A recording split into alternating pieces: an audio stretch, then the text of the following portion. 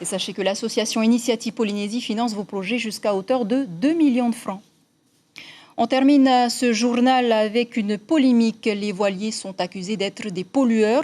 Il serait plus de 863 plaisanciers de passage et résidents inclus dans toute la Polynésie. Après les critiques réservées aux plaisanciers dans certains lieux de mouillage depuis le début de la crise du Covid-19, l'association entend rétablir quelques vérités et en appelle au pouvoir public pour calmer le jeu. Le point avec Caroline Fari et Hubert Liao.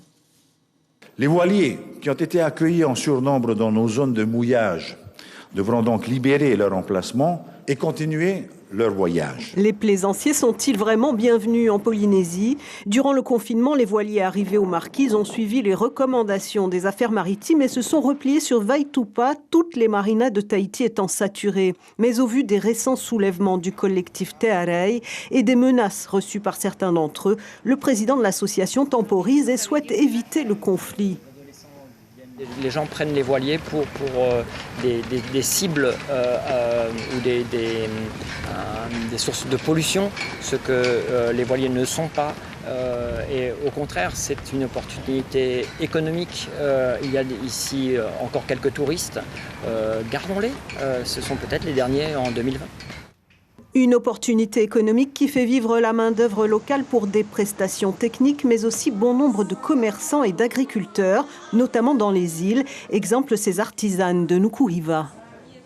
Contrairement aux autres îles, nous on est bien contents d'avoir des voiliers chez nous parce que on voit quand même au niveau des ressources, c'est les seules clientèles qu'on a. Le voilier achète beaucoup au magasin et au marché. Les agriculteurs sont très contents et les pêcheurs aussi.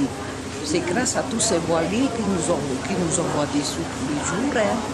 Tous les jours, ils sont là pour nous. Et on ne se plaint pas. Des voiliers accusés de polluer le lagon, quand le rapport des eaux de baignade 2019 stipule bien que la pollution vient de la terre.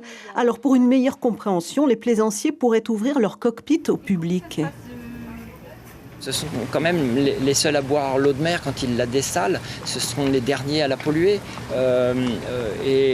Je pense que vers la fin du mois de juin, on sera capable de proposer aux gens autour de la baie de Phaéton, par exemple, de venir monter sur des bateaux et de faire un tour avec nous pour nous connaître. Une médiation est en cours pour tenter de calmer les esprits. Entre-temps, le gouvernement a réglementé les zones de mouillage de Faa et Punaouia.